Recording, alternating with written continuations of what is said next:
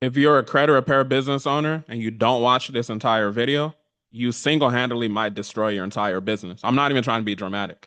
I made a lot of mistakes in my business over the years. I've been doing it since 2021, and I want to talk about in today's video the mistakes I've made that cost me multiple six figures, maybe even millions of dollars. So with that being said, let's get straight to it. Let me share my screen and let's see if we can help y'all.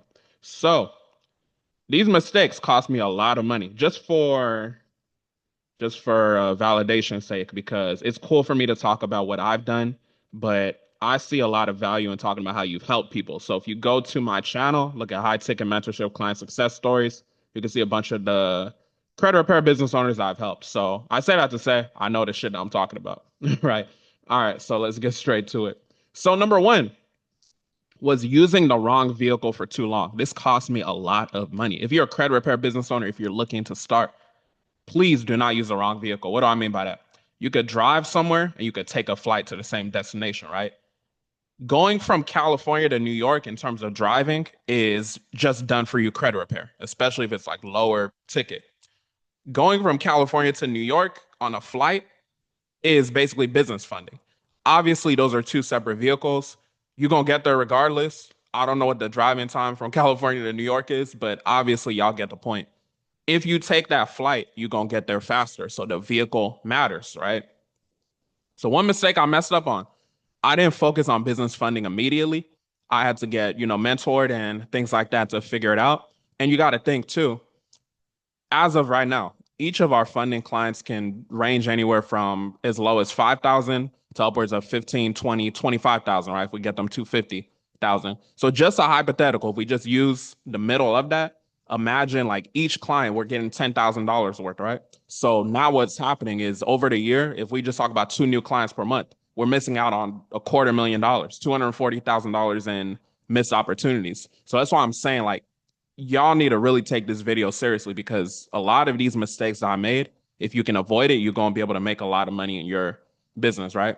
It's also why I tell my students to focus on business funding right away as a foundation. And it's just because it's the right vehicle. This is why my student Brian, he was able to come in our program and then he was able to make 7,500 in a single day just because he focused on using the correct vehicle. If you go watch the video, hold on, let me show y'all too. If you go watch the video me and him did, it's right here, right? He talks about it. He basically said like he was doing just credit repair for super long, but then once he got with me and implemented the right vehicle, that was a game changer. Imagine you're in the wrong vehicle right now. You're doing all this credit repair, you're staying stuck, you're wondering why you're still working a 9 to 5. If you're watching this and you have a credit repair business and you have to work a 9 to 5, you're doing the wrong vehicle, right? You're doing something wrong. So the next thing that I messed up on. I was over relying on word of mouth marketing in the beginning without building a scalable marketing system. And I didn't respect the sales cycle as a result, right? So when you get stuck with referrals only, that's not a scalable way to grow a business. You just have to understand that. Also, when you rely on just referrals, like I said, because they are going to be hotter leads, it's by default it's just going to make you not respect a true sales cycle, because you're not going to have that experience of turning someone from cold to warm to hot, ready to buy. And that's what happened to me in the beginning, right? I just came in, I'm just like, okay, I don't really know about systems and all that. In 2021, I didn't take that into consideration. I was just getting referrals because I was doing good work. But if you want to scale, that's not the way to scale. So it kept me stuck at a certain level for the first couple years in business. I did things here and there. I invested. I wasn't somebody that was saying like, oh, I'm not gonna invest money. I'm not gonna have the mindset to always upgrade myself and learn. And that's something that might be a mistake y'all making right now. But yeah, keep that in mind. So I invested in many mentors afterwards that finally taught me about building a repeatable client attraction system and having to respect the sales cycle, right? Having to respect the 7 hour rule, because I was going about it like people didn't need to get nurtured, and that's not the way it's going to happen, especially in our industry where so many people are scamming. So you got to keep that in mind as well. No one's going to buy a $1,000 plus service, especially in 2025, out the gate without you respecting the sales cycle and implementing the proper systems in place, like content creation for nurturing with email sequences, pre-selling in your content with certain triggers, lead magnets, webinars, follow-up sequences, calls, etc. Like business has just gotten harder as far as getting the trust of the viewer. So you've got to like go beyond the boundaries of it, right? So then you fall into the mistake of trying to sell before building trust, which is what I did, and it cost me a lot of money. With certain people, if I did the correct approach, I would have been able to close them, right? But it is what it is. You live and learn. So you need to focus on building a repeatable client attraction system, basically like the CAC credit bulletproof scaling system that I teach my students on how to run. So keep that in mind.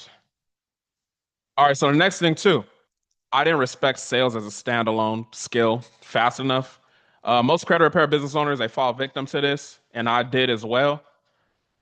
This industry comes with mostly cheap people, so you need to work on your sales skills, which is a non-negotiable. I don't know if y'all can hear the dog. But my bad if y'all can. So it's not until that you're selling high ticket credit repair that you're basically forced to respect sales as a skill. Because when you're doing like $500 low ticket credit repair, you could probably get away with selling a bunch of people and you don't have to necessarily know how to do sales. But when we talk about you create your offer and it's high ticket, we're talking about 1,000 plus, 2,000 plus, you're gonna have to learn sales, right? So that's what I was forced to do. And I was intentional with it because I invested $10,000 in a mentorship with a mentor that literally all he do is sales, right? So that helped me and that allowed me to know like, oh shoot, okay, this is how I'll do it. And then I brought that over into my own program where I teach credit repair business owners. So I made them aware of that as well, right? So you got to focus on the sales as a skill so you can implement that within your business, even if you're selling low ticket, you know. So had I done that earlier or had the knowledge to respect sales as a standalone skill, I would have made a lot more money that we missed out on. Sales by itself, if we're not even talking about credit repair or funding or anything, sales by itself can make you a lot of money and it's a good vehicle towards, financial freedom. So sales is important in anything. Everybody's selling. So keep that in mind. So this is why I focus on sales as a skill with my students. And doing that was how I helped my student Jason. If you all watched the success story, we helped him literally double what he was charging and closing higher opportunities. So again, if you go to my channel, you go to playlist, high ticket mentorship client success stories. You see right here, I talk about how Jason doubled his credit repair business, right? And then on top of that too, this is a Google Drive that I have with my what's it called, my students. So when we go to sales, you see a bunch of resources here for that, right? So I'm big on understanding sales and just knowing that you're marginalizing yourself if you don't prioritize it as a standalone skill, you know? So yeah. Imagine if you could literally double your prices right now, whatever you're charging, and then you get those people to raise their hand and say yes, just because you focus on sales as a standalone skill. Look at what you're charging right now. Let's say you charge $500 for credit repair, and then you double it like loud Jason more than double to be honest. But let's say you double it, and because you got the proper training, the proper focus, you're able to just make more revenue in your business, right? So that's what allowed us to go. That's what allowed us personally to go from charging as low as $500 to now anywhere from 1,500 to 3,000 plus for our services because we understand sales and understand it as a skill. All right, so I got salespeople that run my credit repair offer, but yeah. So speaking of having people, so not delegating properly with SOPs fast enough, that was one of the biggest mistakes I made as well. I'm not talking about just delegating. I'm talking about delegating properly. What does that mean? That means having SOPs. SOPs are standard operating procedures. Those of y'all that work at 9 to 5, you probably have SOPs at your job, right? And SOPs means, okay, this is the document of how to do things at the whatever position you are, and then what happens when this happens. So it's just a manual in terms of how to operate based off of your position. So in my opinion, your business is ghetto and all over the place when you don't have proper systems in place like SOPs. I was running my business ghetto when I didn't have SOPs in place, right? That's why I focus on that and I create that for my students to have as well. That's why I focus on that part of structuring the business. When I work with my students in my program, having SOPs alone is going to separate you from 99% of other credit repair business owners. And it took my stress levels down. And obviously, when you feel good, you'll operate good. So that took my growth to the next level. I fell in a trap of like I would hire, then I would fire, I would hire, then I would fire. But then you got to think like, okay, this new person comes into your ecosystem. How they gonna know what to do in your business, right? So when I didn't have my SOPs in place, it was just ghetto. So if you're watching this, you don't got SOPs in place, definitely have that in place. And like I said, that's why I focus on that with my students. I didn't hire an appointment setter fast enough, in my opinion. For those of y'all that's doing at least 15 to 20K a month, I think that's when you should hire an appointment setter. Like I said, this is only relevant at that point. So when I was at that level, I was still doing so much manual work in the business. It was just burnout, right? I was just getting tired. It got to a point just transparently that I didn't even want to do the business like that. Like it just, I'm a human being. So I wish I hired that part of my business sooner so I could focus on higher leverage things like funding, right? So keep that in mind as well. The next thing that I messed up on, right? This sounds just like a whole video that I just messed up on everything, but I like to say I got some success and help some people along the way. So not focusing on automating the business fast enough, right? So with the automation thing, I'm talking about in the beginning for a while. So much of what we did was manual, which was ghetto. Somebody books a call. What does that look like? Somebody booked a call but didn't attend the call. What does that look like? Do you have a pipeline for them? Do you have any nurturing follow-up sequences? Like, are you respecting the sales cycle? You feel me?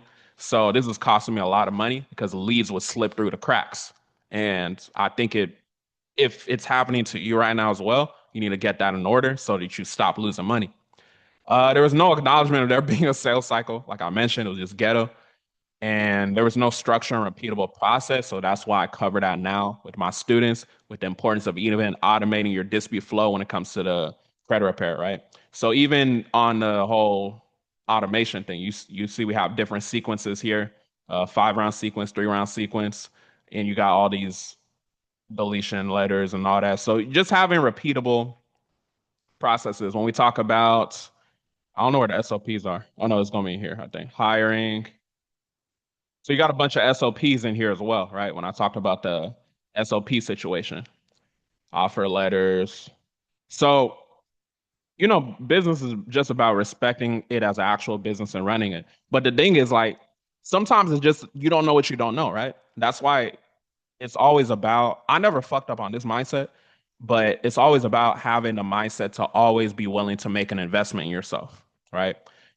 Obviously you can't invest in something if you're not in front of it, but obviously if you're watching this video, this is an opportunity for you to make an investment in yourself.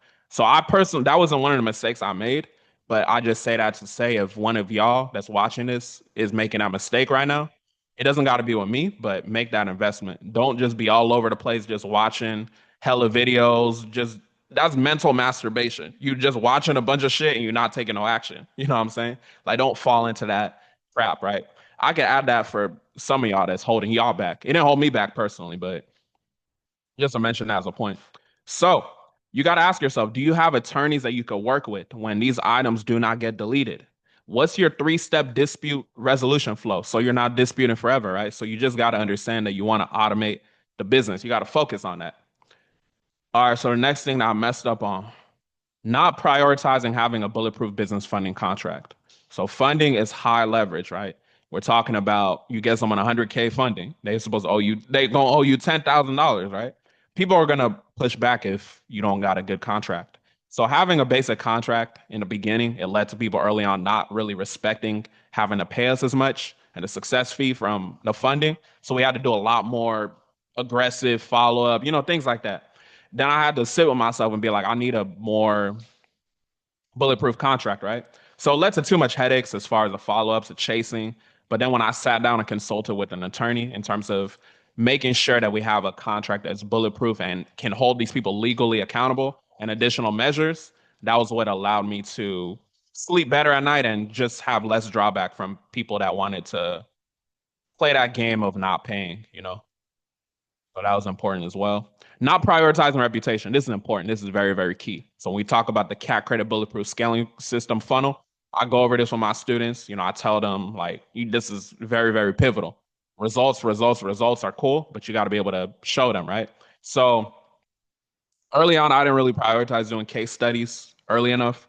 And I feel like if I focus on doing that from the beginning, I would have respected the sales cycle easier, more, right? And I would have closed more deals. So this goes back into the nurturing of the sales cycle. You got to just respect the sales cycle.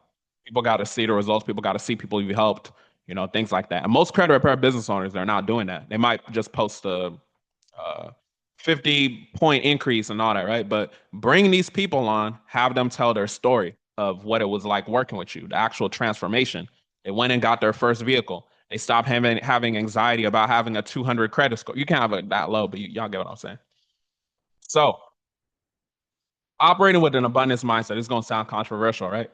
But what I mean by that, the abundance in the sense of thinking that today's opportunity is going to always be readily available or even available tomorrow, or that things are going to be available at the same price point when we even talk about mentorship, right? Specifically, I've seen certain bank relationships I've had go away just because of new regulations over the years.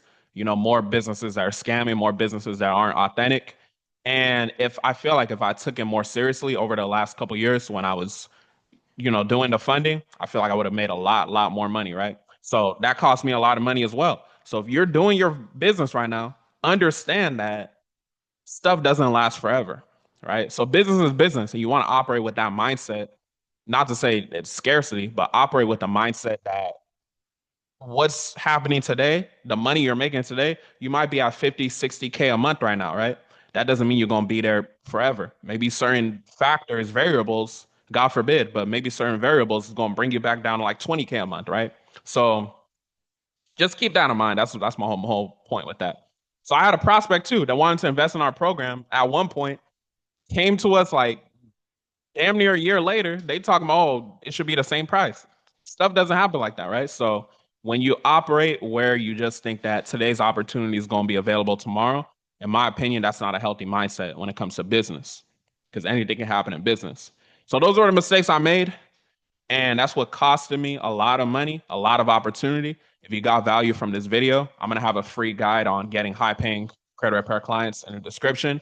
But if you're a big dog, you're ready to get straight to it and get to that growth, growth is inspired by your habits and your decision to make that investment in yourself. If you're ready to grow, I'm going to have the application to our program down below as well. With that being said, hopefully this video is helpful. Y'all have a blessed one.